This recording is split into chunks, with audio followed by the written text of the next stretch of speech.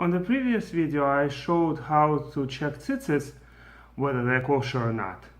And now I want to show you one other very useful similar idea, and that is how to adjust tefillin knot. Now it's known that the tefillin has to be not lower, the entire tefillin has to be not lower than the place where the hair actually grows.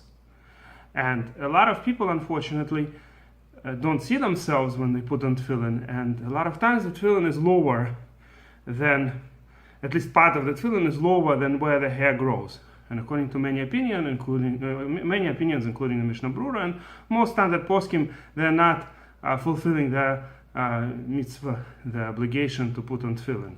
So that's why it's so important to adjust the tefillin knot, because if the ritzuos are too long compared to the person's head, then either the tefillin will be falling all the time, or he has to constantly push the knot on the back far too low.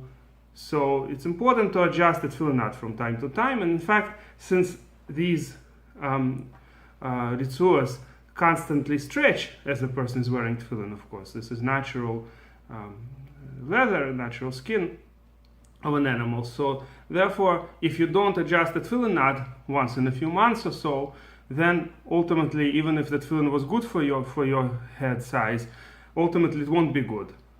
So first of all, it's important to say before you start, L'shem Kiddushas Tefillin, because what you're doing is lishma for the sake of the holiness of tefillin. You're not just doing the mechanical procedure, you're doing it lishma. Now here is the knot on my tefillin, happens to look like a dalet like this, but there are other kinds of knots, of course. The most common probably knot today is what looks like a square, but all of them are adjusted the same way, more or less. So in order to adjust it, of course, it's possible that you want to make this shorter or longer. Most of the time you'll want to make it shorter, because like I said, it usually stretches with time and you want to make it shorter. In most cases, people whose tefillin is too low, their ritzua needs therefore to be shortened. So what you need to do is the ritzua here, it goes through like this and comes out over here. This is the same ritzua as this one. It goes like that here.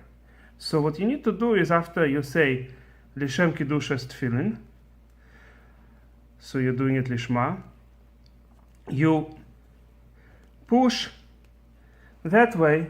Let's say I'm adjusting just by a little bit. So I pushed it out that way.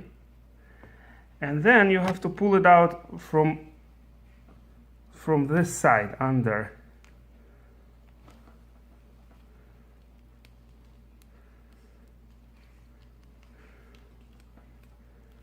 Up.